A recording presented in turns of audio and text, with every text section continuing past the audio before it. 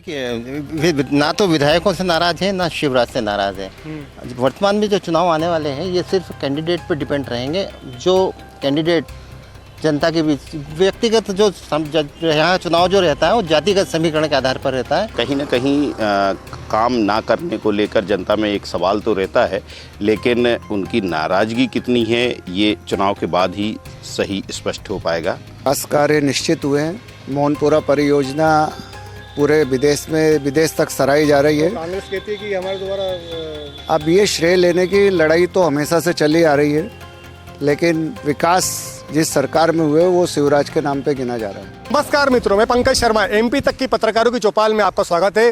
राजगढ़ को दिग्विजय सिंह का गढ़ भी कहा जाता है और यहाँ पर इस समय के 2018 विधानसभा की बात की जाए तो 2018 विधानसभा में राजगढ़ में 3 पर कांग्रेस का परचम लहराया था, वहीं भाजपा का 2 विधानसभा सीटें जीत पाई थी। पर 2023 की जो चुनाव में क्या होना है, सभी राजनीतिक दल अपना अपनी दावेदारी पेश कर रहे हैं। विधायकों ने जमीनी धरातल पर कितना काम किया है और कौन 2023 के विधानसभा चुनाव में कौन जीत रहा है, इन सभी बातों की चर्चा करने के लिए कुछ वरिष्ठ पत्रकार अरविंद जी बड़ो ने इस समय हमारे साथ में हैं। आइए हम उनसे जानते हैं कि एमपी में किसकी सरकार बनेगी, क्या कहेंगे? देखो पंकज जी, ये कोई भविष्यवाणी करने का विषय नहीं है कि सरकार किसकी बनेगी। ये तो अभी बहुत समय है, दोनों पार्टियों को बड़े संघर्ष के साथ इस लड़ाई को लड़ना है।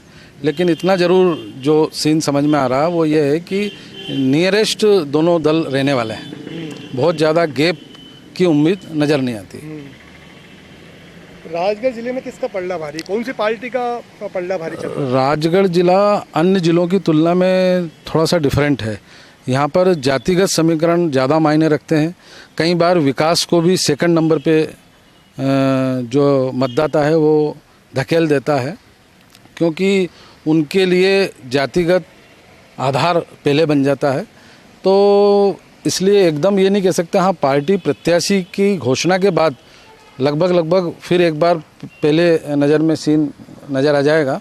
पर फिर भी अभी दोनों दल, जिसे पिछली बार भाजपा कमज़ोर रही थी, इस बार भाजपा और कांग्रेस दोनों में मुकाबला बराबरी का रहने वाला है। एंटी इनकम्बेंसी है या नहीं? एंटी इनकम्बेंसी तो स्वाभाविक तौर पर रहेगी, चाहे वो कांग्रेस के विधायक के लिए हो या बीजेपी की सरकार के लिए हो। एंटी इनकम्बेंसी का तो कहीं ना कहीं दोनों का नुकसान और फ़ायदा मिलेगा। ओम जी व्यास जी हैं वरिष्ठ पत्रकार, आप क्या कहेंगे कि जनता शिवराज से नाराज है या स्थानीय विधायक से? देखिए, ना तो विधायकों से नाराज है ना शिवराज से नाराज है। वर्तमान में जो चुनाव आने वाले हैं ये सिर्फ कैंडिडेट पर डिपेंड रहेंगे। जो कैंडिडेट जनता के बीच व्यक्तिगत यहाँ चुनाव जो रहता है वो जातिगत समीकरण के आधार पर रहता है।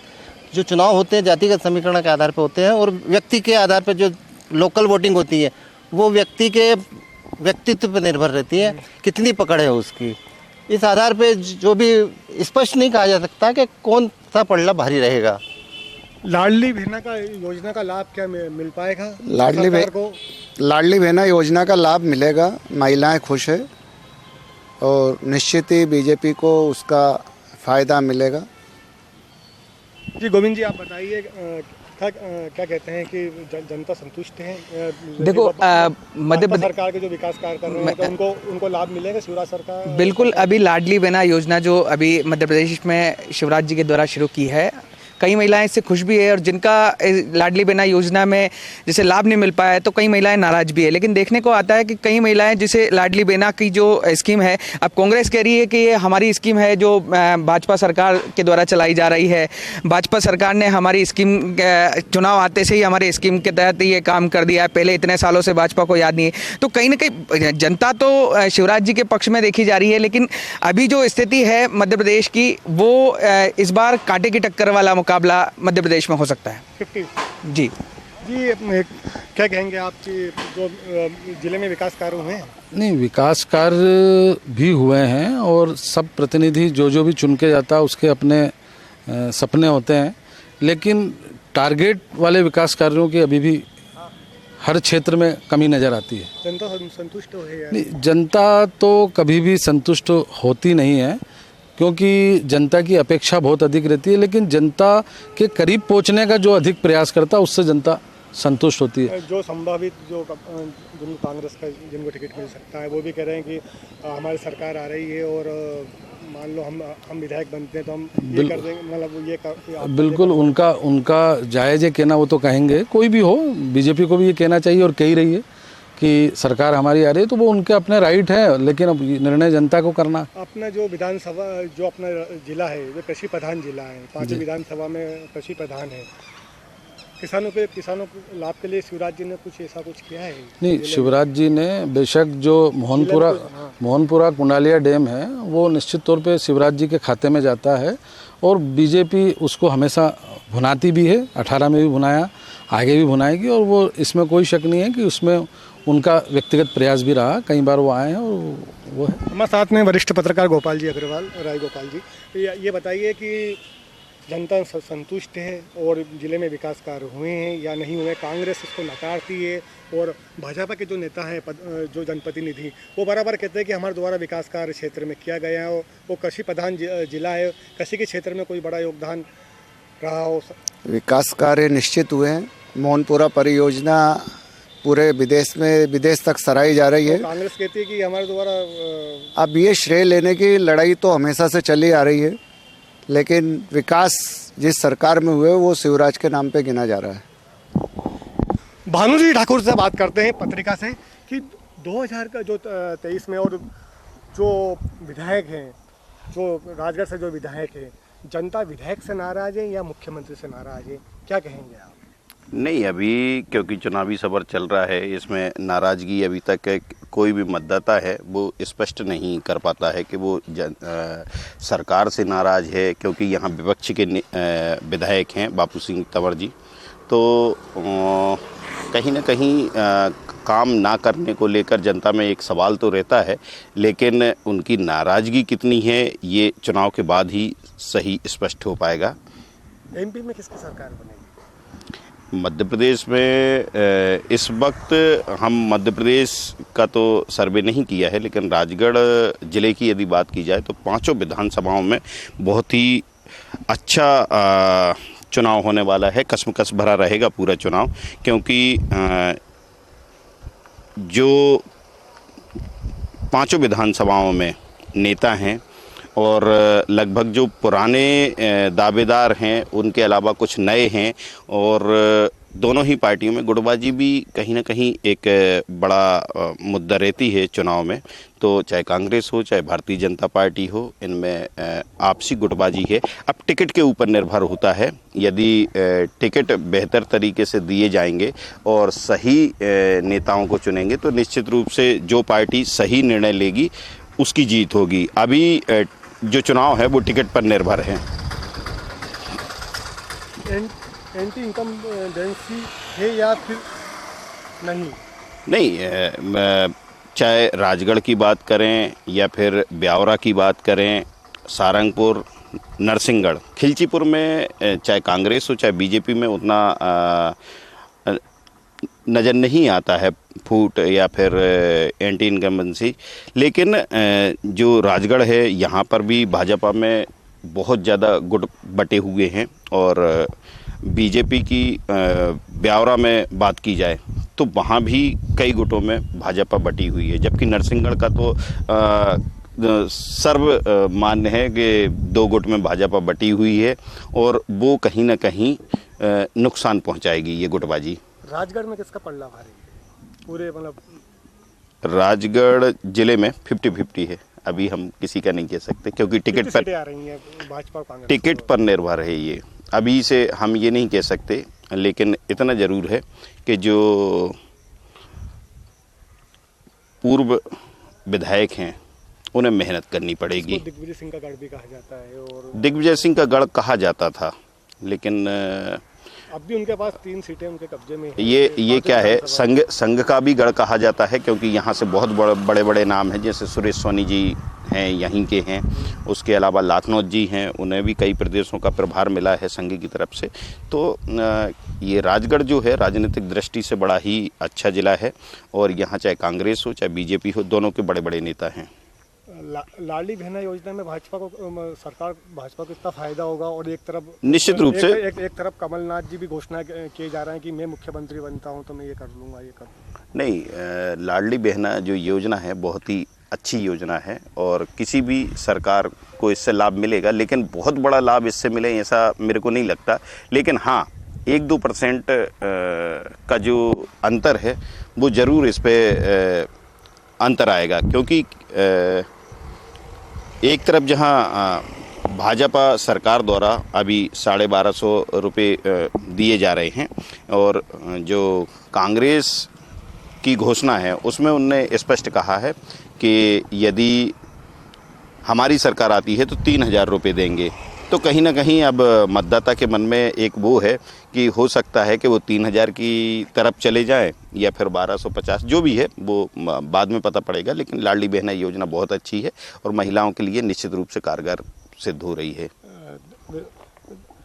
राज्य की जनता किस ओर जाती हुई दिख रही है जिले की, मतलब आपको क्या लगता है? राजगढ़ की जनता जैसे यदि आम जन की बात कहें तो हाँ, आरोप लगते रहते हैं कि गवर्नमेंट बहुत अच्छी योजनाएं चला रही है, लेकिन जो ज़मीनी हकीकत जब हम देखते हैं ना तो ये भी आरोप लगते हैं कि भ्रष्टाचार के, जैसे रिश्वत दिए बगैर कोई योजना का लाभ नहीं मिलता है। तो इस तरीके की जो बातें हैं वो कहीं ना कहीं चाहे कांग्रेस हो चाहे बीजेपी हो, उस पर 50-50 का रेशो नज़र आता है। हमारे साथ में वरिष्ठ पत्रकार है आनंद जी त्रिपाठी जी। जी आप बताइए कि राजगढ़ की जनता किस ओर जा रही है और लाडली बहना का क्या लाभ मिल पा रहा है? लाडली बहना का जैसा अभी भानु जी ने बताया कि लाडली बहना जो योजना चली है बहुत अच्छी योजना है और जैसे कमलनाथ जी ने भी बोला है, लेकिन अभी वर्तमान में जो सरकार है उसके पक्ष में थोड़ा माहौल ज़्यादा दिख रहा है।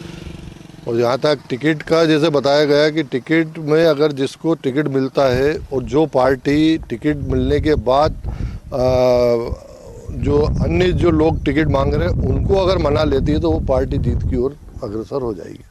जातिवाद पर भी जाएगी? जातिवाद का अगर आप देखें तो राजगढ़ लोकल की बात करूँ तो यहाँ किसी प्रकार का कोई 2 ब्राह्मण पहले रह चुके हैं, जैसे पंडित हरिचरण तिवारी, रघुनंदन जी शर्मा जी तो और गुलाब सिंह सुस्तानी जी, ये ऐसे विधायक है जो उनका जाति बाहुल्य बिल्कुल नहीं था, लेकिन वो चुनाव जीते हैं। तो जाति का ऐसा कोई फैक्टर नहीं है कि जातिवाद पे ही वोट मिलेगा। विधायक है, उन्होंने कुछ काम किए हैं अब वो विपक्ष में जब विपक्ष में है उनके जितना उनसे बना उतना किया, बाकी जो सरकार की योजना है वो चल रही है तो उनका वो हो सकता है। अब ये तो आने वाले वक्त बताएगा, टिकट पार्टी दोनों पार्टी किसको टिकट देती है और जिसको पार्टी टिकट देगी और जो जैसा कि भानु भैया ने बताया कि जो गुटबाजी है वो गुटबाजी जिस जनता यहाँ की पार्टी देखकर टिकट वोट करेंगी या बहुत सारे कैंडिडेट देखकर वोट करेंगे? देखो बहुत सारी चीज़ों में ऐसा है कि अगर कैंडिडेट अच्छा होता है, नामी अगर कैंडिडेट पार्टी किसी को देती है तो उसका भी बहुत प्रभाव पड़ता है। 10-20% वो अपने उससे ही वोट लाता है। पार्टी के जो परंपरागत वोट है वो तो मिलते ही हैं, लेकिन उसकी व्यक्तिगत छवि से जो वोट आते हैं वो उसमें भी अंतर आता है। हमारे साथ में वरिष्ठ पत्रकार हैं मनीष जी सोनी जो ABP न्यूज़ से हैं। आइए हम उनसे जानते हैं कि जिले में 5 विधानसभा हैं और क्या कहेंगे आप, कांग्रेस कितनी मिल रही है और भाजपा को कितनी? इस बार देखकर ऐसा लग रहा है कि यहाँ पर 3-2 का रेशियो रहने वाला है इस बार। और यहाँ पर अगर देखा जाए तो राजगढ़ की अगर बात करें तो राजगढ़ ज़िले में अधिकांश जो चुनाव होते हैं जातिगत आधार पर, क्योंकि यहाँ पर कुछ समाज ऐसी हैं जो बहुत बड़ी समाज है और उनके आधार पर यहाँ पे जीत हार के फैसले भी हुए हैं। तो कुछ अब ये देखना होगा, अभी तो टिकट तय नहीं हुए हैं किन को मिले हैं, और अब अगर ये टिकट जब मिलेंगे तो उसके बाद भी यहाँ पर जो सही से फैसला, मतलब जब दोनों पार्टी से प्रत्याशी तय हो जाएंगे तो उसके बाद फिर एक समीकरण मोटा आंकड़ा ये आ जाएगा कि यहाँ पे कौन सी पार्टी जीतने के चांसेस ज़्यादा हैं। एमपी में किसकी सरकार बन सकती है? एमपी में अभी जिस तरह का माहौल है और जो चर्चाएं चल रही हैं उसके हिसाब से देखें तो कांग्रेस का लग रहा है इस बार माहौल। कांग्रेस सरकार बनती नजर आ रही है। बिल्कुल। ये लाडली बहना योजना शिवराज जी लगातार जो घोषणाएं भी कर रहे हैं, क्या योजना लगता है? बहुत बढ़िया है और काफ़ी लोग इसकी तारीफ भी कर रहे हैं, काफ़ी लोगों को फ़ायदा भी मिल रहा है। तो कहीं ना कहीं बीजेपी को लाडली बहना योजना जो उन्होंने चलाई है उसकी हर जगह हम जहाँ जहाँ जा रहे हैं वहाँ पे तारीफ सुन रहे हैं लोगों के मुंह से। महिलाएं काफ़ी खुश हैं इससे।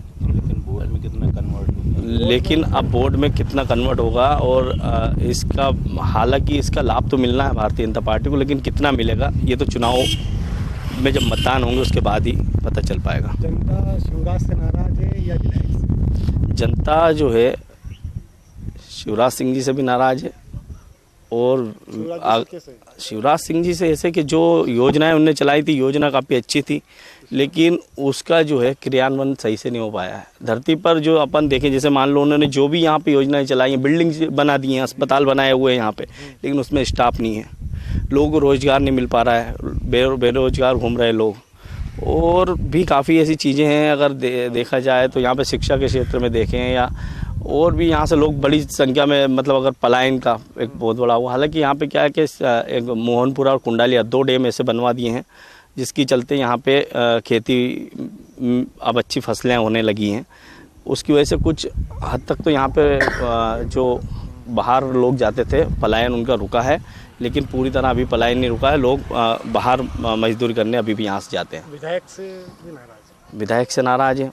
अब विधायक से इसलिए नाराज हैं यहाँ पे कि अलग अलग क्षेत्र के अगर देखें तो बापू सिंह तंवर, यहाँ के बापू सिंह तंवर जो हैं वो देखा जाए तो एक बहुत अच्छे विधायक भी हैं। उनकी हम जब भी जाते हैं यहाँ से कहीं पे भी तो उनकी वहाँ लोग तारीफ़ करते हैं। अब भ्रष्टाचार की जब उनको खबरें मिलती है तो जांच के लिए पहुँचते हैं, उसके बाद धरने पर बैठ जाते हैं। अस्पताल में अक्सर वो दौरे करते हैं, है ना। लेकिन कुछ विधायक ऐसे भी हैं, अब उनका मैं नाम तो नहीं लेना चाहूँगा, जिनकी जनता खुद बुराई कर रही है। ऐसे कुछ विधायक भी हैं? ऐसे कुछ विधायक भी। मतलब जो वर्तमान में विधायक है वो चुनाव जीत रहे हैं फिर हार रहे हैं, क्या कहेंगे आप? अगर जो वर्तमान में जो विधायक हैं उनको अगर पार्टी रिपीट करती है तो उनमें से कुछ विधायक चुनाव हारेंगे। इसलिए नए अगर चेहरे को अगर मौका देगी दोनों तरफ से दोनों पार्टियां तो मेरे हिसाब से ज़्यादा बेहतर होगा। थे हमारे साथ राजगढ़ जिले के वरिष्ठ पत्रकारगण, इनका कहना है कि 50-50 है और विकास कार्य तो हुए हैं, पर देखते हैं कि जनता किसको आशीर्वाद देती है और कौन यहाँ से विधायक बनते हैं। और 2018 विधानसभा चुनाव की बात की जाए तो राजगढ़ जिले में 5 विधानसभा सीट हैं और 5 में से 3 पर कांग्रेस ने जीत दर्ज की थी, वहीं भाजपा को 2 सीटें ही मिल पाई थी। देखते हैं 2023 में कौन परचम लहराता है और यहाँ से कौन विधायक बनता है और किसकी सरकार बनती है। वैसे पत्रकार गणों का साफ साफ कहना है कि 50-50। पंकज शर्मा, MP तक, राजगढ़।